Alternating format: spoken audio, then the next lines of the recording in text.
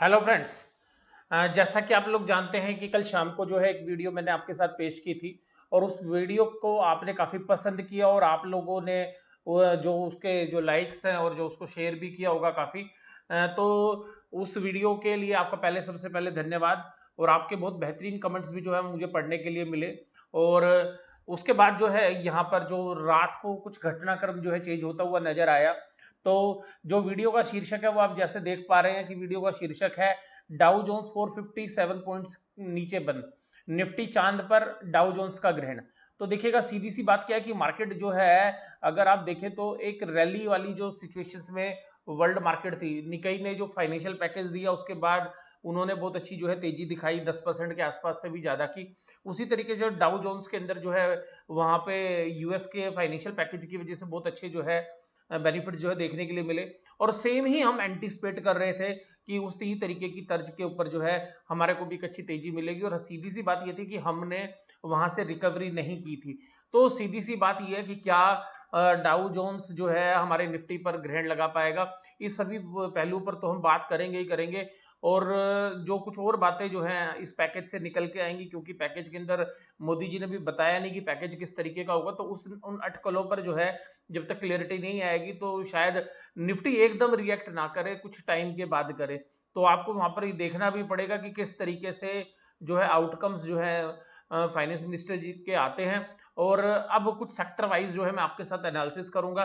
तो जैसा भी मैं वीडियो बना रहा था तो निफ्टी जो फ्यूचर है 9438 पे जो है ट्रेड कर रहा था, सिंगापुर निफ्टी 269 पॉइंट की जो है तेजी वहां पर देखी जा सकती थी।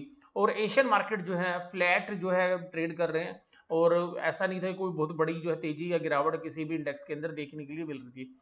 इंडस्ट्रियल प्रोडक्शन के जो डेटा है वो कल आए थे और उसमें एक मार्च के जो डेटा थे उसमें एक गिरावट थी 16% के अराउंड की। तो सिंपल सी बात ये, तो जो अप्रैल के डेटा थे वहां पे उससे जो है निराश जो कर रहे थे। एक पॉजिटिव न्यूज है, पहले वो आपको साथ शेयर कर दूं इंश्योरेंस और बैंकिंग कंपनीज के लिए। मैं ये नहीं कहूंगा कि ये प्योरली पॉजिटिव है, लेकिन खबर जो है इस सेक्टर के लिए पॉजिटिव है। वो ये है कि सेबी ने इनको रिलैक्स कर दिया कि जो जून क्वार्टर के जो रिजल्ट्स हैं उनको पेश करने की जरूरत इनको नहीं पड़ेगी। ये नोटिफिकेशन जो है अभी जो है हमारे सामने आई है। तो एक मीडिया रिपोर्ट्स में जो है हमने उसको देखा भी। तो इंश्योरेंस कंपनीज और बैंकिंग कंपनीज को अब जो अगले क्वार्टर रिजल्ट्स पेश नहीं करने पड़ेंगे, तो उसकी वजह से जो हो सकता है कि बैंकिंग सेक्टर के बारे में थोड़ा सा पेन जो है कम लगे, क्योंकि वो उनके बारे में पता ही नहीं चलेगा। लेकिन ये अगर दूसरे इन्वेस्टर के एंगल से देखें तो ये खराब खबर है, क्योंकि अगर हम बैंक को लें और बाद में वो सारी चीजें खबर में आएंगी तो वो हो सकता है वो ज्यादा रिएक्ट करें। लेकिन अब यहाँ पर बहुत सारे लोग जो बात कर रहे हैं वो बात कर रहे हैं कि किस तरीके से रिलीफ आएगा, वो पैकेज के अंदर क्या चीजें होंगी। तो वो रिलीफ में क्या होगा, तो उसमें देखिएगा सबसे पहली बात क्या होगी। ये तो पक्का है कि गवर्नमेंट ने बोरोइंग्स की हैं, तो और वो बोरोइंग्स और आगे भी बढ़ती हुई आएंगी। तो बहुत लोगों का मानना है ये कि अगर बोरोइंग्स बहुत ज्यादा होगी तो उसका इन्फ्लेशन पे जो है इम्पैक्ट पड़ता हुआ नजर आएगा। और इन्फ्लेशन जो है कहीं ज्यादा ना बढ़ जाए। और दूसरी बात क्या है कि जो रेटिंग एजेंसीज हैं, वर्ल्ड रेटिंग एजेंसीज है जो इंडिया को रेट करती हैं, वो इंडिया की जो ओवरऑल रेटिंग यानी कि जो कंट्री की रेटिंग है उसको ना घटा दें, तो उसके जो है नेगेटिव इंपैक्ट आएंगे, जिसकी वजह से जो फॉरेन डायरेक्ट इन्वेस्टमेंट है शायद ना आ पाए। तीसरी बात जो है यहाँ पर फिजिकल डेफिसिट से संबंधित है कि गवर्नमेंट के पास रेवेन्यू कहाँ पे है। रेवेन्यू नहीं है, इतना बड़ा पैकेज कैसे लाएगी।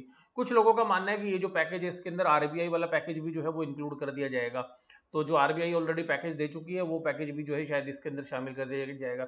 अब इन अटकलों के बीच में जो बातें आएंगी वो तो देखिएगा जब सारी पिक्चर क्लियर होगी, जब फाइनेंस मिनिस्टर जी जो है संबोधित करेंगी जो है मीडिया को, या जो अपने ड्राफ्ट पेपर्स जो पेश करेंगी मीडिया के सामने, तो उससे पहले जो है इतनी क्लियरिटी नहीं आएगी। लेकिन फिर भी क्योंकि पैकेज 20 लाख करोड़ रुपए का है तो एक बहुत बड़ा पैकेज है, तो अभी वो किस रूप में आएगा ये अब आगे आने वाला जो समय वो हमें बताएगा। तो मार्केट जो है उन न्यूज फ्लो के ऊपर जो है रिएक्ट करता नजर आएगा। और एक बात ध्यान रखिएगा, मार्केट के अंदर वोलेटिलिटी जो है वो ज्यादा रहेगी। बेशक से मार्केट अभी ऊपर की तरफ जाएगा लेकिन वोलेटिलिटी जो है बढ़ेगी, क्योंकि मार्केट में जैसे जैसे खबरें आएंगी मार्केट ऊपर भी जाएगा नीचे भी आएगा। तो एक बात ध्यान रखिएगा, तो जो ट्रेडर्स हैं हो सकता है उनके लिए एक जो माहिर ट्रेडर्स हैं उनके लिए एक अपॉर्चुनिटी हो, लेकिन जो है इन्वेस्टर्स के लिए शायद जो है वो ऐसी जो वोलेटिलिटी है वो शायद अच्छी नहीं रहती है। तो सिंपल सी बात यह है कि यहाँ पर जो मोदी जी की स्पीच थी और उसके आगे जो हमने एनालिसिस किया कि गवर्नमेंट ने क्या गलतियां पिछले समय के दौरान की हैं। तो देखिएगा गवर्नमेंट ने जो है स्मॉल स्केल इंडस्ट्रीज के लिए और कोटेज इंडस्ट्रीज के लिए कुछ खास नहीं किया, ये मेरा पर्सनल मानना है। और मैं ये मानता हूँ कि बहुत सारी जो कंपनीज हैं जिनमें हम स्पेशलिटी केमिकल्स जो कंपनीज है, जिसमें आईजी पेट्रो और थिरुमलाई केमिकल्स जो है प्रमुख है, वहां पर उनके प्रोडक्ट्स हैं। और इसी तरीके से और जो बहुत सारी कंपनीज है जिनके जो प्रोडक्ट्स यहाँ पे इंडिया में बनाते थे, जो बहुत बड़ी एम्प्लॉयमेंट जनरेट करते थे, उनके प्रोडक्ट्स से पहले एंटी डंपिंग ड्यूटी लगी हुई थी कुछ पीरियड्स तक, लेकिन वो एंटी डंपिंग ड्यूटी गवर्नमेंट ने हटा ली और उसके बाद जो चाइनीज या कोरियन प्रोडक्ट्स ने उन कंपनीज की जो है पूरा बिजनेस तबाह कर दिया। और ये एक कंपनी के लिए नहीं है, बहुत सारी कंपनीज के लिए। तो गवर्नमेंट अंडर प्रेशर थी इंटरनेशनल कम्युनिटी की वजह से, जिसकी वजह से वो ड्यूटी नहीं लगा पा रही थी। तो देखिएगा, मैं आपको सीधी बात बता, दूसरा जो था वो जीएसटी का था। तो जीएसटी का जो रेट्स हैं वो बड़ी कंपनी के लिए भी वही थे, छोटी कंपनी के लिए भी वही थे। और बहुत सारे ऐसे प्रोडक्ट्स जहां पर की जो है ग्रोथ जनरेट होती है, जिसमें सीमेंट है, इलेक्ट्रॉनिक्स एंड टेलीकम्युनिकेशंस है, इस तरीके के जो बहुत सारे, या ऑटो एंसेलरी है या ऑटो है, यहाँ पर 28% के जो टैक्सेस थे वो थे। तो मैं ये मानता हूँ कि ये पैकेज आने के बाद भी अगर यहाँ पर आप रिफॉर्म्स नहीं लाएंगे तो इन सेक्टर के अंदर एक कंपिटिटिव एडवांटेज हमारी इंडस्ट्रीज को नहीं होगा। मैं ये मेरा खुद का मानना है ये। तो यहाँ पर आप जो इंसेंटिव्स देंगे उनका कोई भी जो है फर्क नहीं पड़ने वाला है। तो मुझे ऐसा लगता है कि यहाँ पर कुछ जो है रिफॉर्म्स जरूर आएंगे, क्योंकि गवर्नमेंट को ये बात समझ में आ गई होगी। क्योंकि जब वो कह रहे हैं कि आत्मनिर्भर होने की बात, तो ये जो सेक्टर है, इस सेक्टर के अंदर भी जो है कुछ ना कुछ सुधार होने बहुत जरूरी है। अगर ये जीएसटी के रेट कम नहीं होते हैं तो फिनिश प्रोडक्ट जो है वो महंगा ही रहेगा, तो जिसकी वजह से जो है उसका कंपिटिटिव एडवांटेज जो है हम नहीं ले पाएंगे। क्योंकि ऑटोमोबाइल्स के अंदर या ऑटो एंसेलरी के अंदर अपार संभावना इंडिया के अंदर है। तो मैं अब सिलसिलेवार तरीके से जो है बात करता हूं। तो सबसे पहली बात करते हैं डाउ जोन्स की गिरावट के साथ। डाउ जोन्स की जो गिरावट थी वो वास्तव में पहली बार जो है हम नहीं देख रहे किस तरीके की गिरावट थी, लेकिन जो रैली के बाद जो गिरावट थी ये 457 पॉइंट्स की। तो एक कंसर्न जो थे वो यूएस मार्केट के अंदर भी थे कि जब ये लॉकडाउन खुलेगा तो उसकी वजह से कहीं जो समस्याएं जो है ना बढ़ती आए यूएस में, या फिर किस तरीके से ग्रोथ जो है यूएस में पटरी पर आएगी। तो डाउ जोन्स के अंदर जो है गिरावट इस वजह से, एक फियर फैक्टर की वजह से जो है यहाँ पे देखी गई। दूसरी बात है यहाँ पर, जैसे मैंने आपके साथ बोला कि मोदी साहब ने आत्मनिर्भर शब्द का जो है बार बार जो है विशेष रूप से उल्लेख किया। तो मुझे ऐसा लगता है कि जो डोमेस्टिक इंडस्ट्री है उसके लिए जो बात मोदी जी ने बोली उसके अनुरूप काम करेंगे। क्योंकि अगर गवर्नमेंट इसके अनुरूप काम नहीं करेगी तो जो अनएम्प्लॉयमेंट है वो आगे और बढ़ता जाएगा। और सीधी सी बात है, अगर डोमेस्टिक इंडस्ट्री की तरफ आप ध्यान नहीं देंगे तो हमें और आगे जो है सीवियर पेन्स जो है बाकी इंडस्ट्रीज के अंदर भी देखने के लिए मिलेंगे।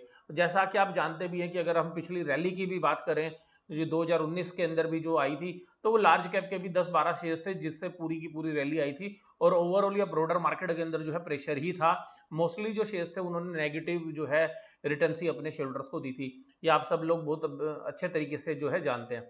और अब यहाँ पे जब गिरावट आई है तो गिरावट के अंदर सब लोग जो है पार्टिसिपेट कर रहे हैं। तो सिंपल सी बात यहाँ पे कि जो इकोनॉमी के अंदर जो सीवियर पेन था वो वास्तव में पीछे भी था, और क्योंकि ग्रोथ रेट घट गए थे हमारे, तो कुछ कंपनी ही परफॉर्म कर रही थी। तो इस बात से जो है नकारा नहीं जा सकता। अब मैं जो आज का जो ट्रेड पैटर्न है वो मैं आपके साथ पहले ही डिस्कस कर चुका हूँ। तो देखिएगा, मार्केट ऐसा हो सकता है कि 300 400 500 पॉइंट जो है निफ्टी जो है ऊपर की तरफ जाए, फिर नीचे आए, या वोलेटिलिटी, क्योंकि डाउ जोन्स जो है बहुत बड़ी जो है, क्योंकि डाउ जोन्स ने जो नेगेटिव सेंटीमेंट क्रिएट किया है तो उसका असर जो है देखने के लिए मिलेगा। दूसरी बात है कि बहुत सारे लोग जो है शॉर्ट्स में है, तो जो शॉर्ट्स वाले हैं वो कवर करते हुए नजर आएंगे, लेकिन वहीं पर जो है कुछ हो सकता है कि कुछ लोग प्रॉफिट बुकिंग करते हुए भी नजर आए। अब बात करते हैं सारे सेक्टर के बारे में। बैंक्स और एनबीएफसी सबसे ज्यादा अफेक्टेड सेक्टर था, लेकिन मैं आपको ये बात बताऊं, ये पैकेज से जो है रिलीफ मिलने की हमें पूरी संभावना है। लेकिन इस पैकेज को देखना पड़ेगा कि किस तरीके से रिलीफ जो है दिया जाता है। तो यहाँ पर जो ऐसा नहीं है कि एक तरफा जो है आपको यहाँ पे रैली करने के लिए मिलेगी। तो जैसे जैसे न्यूज फ्लो आएंगे उसके अकॉर्डिंगली जो है काम होगा। तो अब देखते हैं इनको किस तरीके से रिलीफ मिलता है। सेबी की तरफ से एक रिलीफ जो है बैंक्स को जनरली मिल चुका है। दूसरी बात करते हैं स्पेशलिटी केमिकल का। तो मैंने जैसे आपको बताया बहुत सारे प्रोडक्ट्स जिन पे एंटी डंपिंग ड्यूटी अगर गवर्नमेंट हटाएगी तो इस जो सेक्टर के अंदर अपार संभावना है, एम्प्लॉयमेंट बहुत बड़ा जनरेट हो सकता है। और दूसरी बात है कि केमिकल जो स्पेशलिटी केमिकल है उसके अंदर जो चाइना है वो लीडरशिप पोजीशन के अंदर है। तो अगर आप यहाँ पर उनको कुछ इंसेंटिव्स देंगे, कुछ ग्रोथ देंगे, और जो बाहर के जो प्रोडक्ट्स हैं जो यहाँ पे आके सस्ते पड़ते हैं तो उन पे एंटी डंपिंग ड्यूटी या दूसरे तरीके की जो ड्यूटीज हैं, अब वो ड्यूटीज अगर यहाँ पे गवर्नमेंट लगाएगी इंटरनेशनल प्रोडक्ट्स पे, इस बात की परवाह करते हुए कि जो है डोमेस्टिक इंडस्ट्री को बचाना है, यहाँ पे एम्प्लॉयमेंट जनरेट करना है, तो इस सेक्टर में मुझे अपार संभावनाएं जो है नजर आती हैं। उसके बाद जो है तीसरा है टेलीकम्युनिकेशन एंड इलेक्ट्रॉनिक्स। तो इलेक्ट्रॉनिक्स एंड टेलीकम्युनिकेशन एक ऐसा सेक्टर है जिसके अंदर चाइना का सबसे बड़ा माल जो है डंप होता है इंडिया में, और मोस्टली आप देखेंगे कि बहुत सारे जो लोग हैं हमारे यहाँ पे वो चाइनीज जो मोबाइल्स जो है यूज करते हैं, तो करीबन 60 to 70% जो पॉपुलेशन है वो चाइना वाले, बेशक से हम यहाँ पर असेंबल करते हैं उनको, लेकिन मैन्युफैक्चरिंग नहीं है। तो electronics, telecommunication, software, sorry hardware, तो ये ऐसे प्रोडक्ट्स हैं जहां पर कि अगर हब बनाया जाएगा तो बहुत बेनिफिट होगा, लेकिन ये विदाउट गवर्नमेंट सपोर्ट जो है पॉसिबल नहीं है।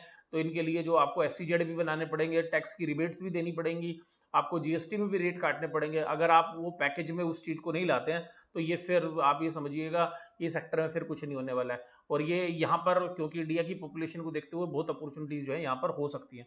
उसके बाद रियल एस्टेट एक बहुत बड़ा जो है जनरेट करता है एम्प्लॉयमेंट, लेकिन अब आप जानते हैं कि जैसे जो लेबर्स हैं वो अपने गांव में चली गई हैं सब, या तो शहरों से दूर है, या जहां पर रियल एस्टेट के जो प्रोजेक्ट्स थे वहां से उन्होंने खाली कर दिया। तो कोविड-19 की प्रॉब्लम्स की वजह से सेक्टर जो है बहुत प्रॉब्लम है। तो गवर्नमेंट इस सेक्टर के अंदर जो लगने वाले प्रोडक्ट्स हैं उनके ऊपर क्या पता जीएसटी कम करे, और इस तरीके के जो इंसेंटिव्स हैं, कुछ और इंसेंटिव जो है टैक्स के मामले में अगर इस सेक्टर को देगी तो यहाँ पर भी जो है रिलीफ आ सकता है। और इसके अलावा इस सेक्टर को जो है फाइनेंस की भी बहुत ज्यादा जरूरत होगी, क्योंकि इसमें बहुत सारे प्रोजेक्ट जो है फंसे हुए हैं पहले से।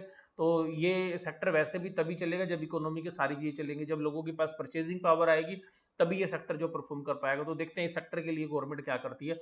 ऑटो एंसिलरी, ये जो सेक्टर है ये इंडिया के अंदर एक्सपोर्ट में भी काफी अच्छा कंट्रीब्यूट करता है, और यहाँ पर बहुत सारे ऐसे प्रोडक्ट्स हैं जो कि इकोनॉमीज ऑफ स्केल का बेनिफिट इंडिया की इंडस्ट्री को देते हैं, चाहे उसमें टीवीएस मोटर की बात करें, मारुति की बात करें, हीरो होंडा की बात करें, बजाज की बात करें, या इवन महिंद्रा की बात करें। तो बहुत सारे जो ऑटो के प्लेयर्स हैं, उसके साथ जो ऑटो एंसिलरी का बिजनेस है वो बहुत बड़ा है, लेकिन हायर रेट ऑफ जीएसटी की वजह से, और दूसरा देखिएगा जो कोविड-19 है वो दोनों मिलकर जो है बहुत बड़ा बड़ा जो है नेगेटिव इंपैक्ट इसके ऊपर डाल रहे हैं। अगर कोविड-19 की प्रॉब्लम्स को दूर करना है तो इस इंडस्ट्री को जो है स्पेशली जो है आपको ठीक करना पड़ेगा, तभी जो है यहाँ पर आपको एक जो है रैली मिलेगी और यहाँ पर जो है बिजनेस ठीक होंगे। तो देखिएगा मैं आपको सीधी सी बात ये बताना चाह रहा था कि जो सेक्टर है इनसे संबंधित जो न्यूज फ्लो आएगा वो बहुत ही ज्यादा जरूरी है। तो आप ये नहीं समझिएगा कि जो 20 लाख करोड़ का जो पैकेज आ रहा है उसमें किस किस सेक्टर को कितना मिल रहा है, ये डिटेल में आपको एनालिसिस करना पड़ेगा, और उसके बाद ये भी देखना पड़ेगा कि उसके सोर्सेज क्या क्या है।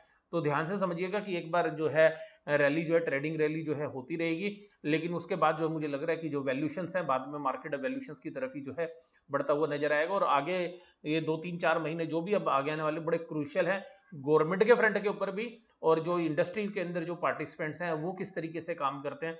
तो यहाँ पर ध्यान रखिएगा कि मार्केट में वोलेटिलिटी जो है बनी रहेगी, और बायस जो है अभी भी जो है न्यूट्रल है मेरी तरफ से, क्योंकि दोनों तरफ जो है मार्केट अभी जा सकती है। तो ये आउटकम जो है यहाँ पर मुझे ऐसा लगता है। तो ऐसा, और मैं आपको एक सीधी सी बात बोलूंगा कि देखिएगा यहाँ पर जो भी आप खरीदें या जो भी आप बेचें उसमें एक सीधा सा एक डिसिप्लिन रखें। मैं तो आपको सीधी बात बोलूंगा, खरीदने में भी और बेचने में भी, और हमेशा जो है प्राइस का डिफरेंस रखिएगा, कुछ परसेंटेज के बाद नीचे गिरावट हो तब खरीदना चाहिए, और सेलिंग में भी सेम सिमिलर तरीके के जो है चीजें आपको रखनी चाहिए। तो लॉन्ग टर्म के लिए जो भी शेयर्स आप सिलेक्ट करें उनमें इन सारी जो पॉलिसीज होंगी उनका जो है असर आपको देखने के लिए मिलेगा। और आप देख भी रहे हैं कि पिछले एक महीने से जो है जब से ये जो पोजीशन लॉकडाउन की सीवियर हुई है, मैं जनरली बहुत कम शेयर्स आपके साथ जो है बता रहा हूँ बाय करने के लिए। रीजन ये है क्योंकि अनसर्टेनिटी बहुत है, और कुछ सेक्टर पे जहाँ पे हमें नेगेटिव लग रहा था वो हमने आपके साथ नेगेटिव बोला। और देखिएगा ये पूरी दुनिया को पता है कि जो बैंकिंग और एनबीएफसी स्पेस था उसमें सबसे ज्यादा पेन था, और मोदी जी ने भी जो है कल एक बात बोला कि जिस तरीके की त्रासदी जो हमारे पास आई है तो इसकी जो है बहुत बड़ा जो है संकट है। तो ये सारी मार्केट को पता था, ये मार्केट पार्टिसिपेंट्स को पता था, इसलिए वहां पर उस तरीके के सौदे हो रहे थे। तो मेरा जो भी स्टांस होता है वो जिस तरीके से इकोनॉमी है, जिस तरीके का मुझे आउटलुक लगता है, मैं उस नजरिए से ही आपके साथ बात करूंगा। हालांकि कल का जो स्टेप है जो मोदी साहब ने आके रात को 8 बजे जो है एक बहुत बड़ा और बोल्ड स्टेप जो है मार्केट के सामने रखा है, अब ये देखना है कि उस पर एग्जीक्यूशन किस तरीके से होता है और किस तरीके से आगे के पत्ते खुलते हैं। तो ये बात आपको ध्यान रखनी पड़ेगी। तो बहुत अति उत्साह के अंदर कुछ भी नहीं करना है, ना सेलिंग ना बाइंग, मुझे ऐसा पर्सनली लगता है कि तो यहाँ पर वेट एंड वॉच जो है कम से कम 2-3 दिन तो आपको देखना ही चाहिए कि मार्केट किस तरीके से जो है सेटल होती है। लेकिन फिर भी मुझे लगता है कि निफ्टी जो है अभी ऊपर की तरफ जाएगा, लेकिन डाउ जोन्स ने जिस तरीके की कल पलटी मारी है और उसके बाद किस तरीके का माहौल जो है पूरे मीडिया के अंदर बनता है, ये आपको हमेशा देखते रहना पड़ेगा। तो आप आंख बंद करके जो है ट्रेड नहीं कर सकते या आंख बंद करके जो है इन्वेस्टमेंट नहीं कर सकते। तो मैं आपको यही बोलूंगा कि अपनी आंखें खुले रखिए, अपने कान खुले रखिए और देखते रहिए, और उन जो चीज़ें भी मार्केट के सामने आती है उनका एनालिसिस जो है आप देखते रहिएगा। जो चीज़ें मेरे नॉलेज में आएंगी या जो मैं आपके साथ बात करता हूँ, मैं उनके अंदर उनका एनालिसिस अपने एंगल से करने की कोशिश करूंगा। लेकिन सिक्के के दो पहलू होते हैं, मैं आपको यही कहूंगा कि आप उसमें फर्दर और डिटेल एनालिसिस भी करते रहिएगा। वीडियो इसी तरीके से देखते रहिएगा। वीडियो देखने के लिए धन्यवाद। Thank you very much.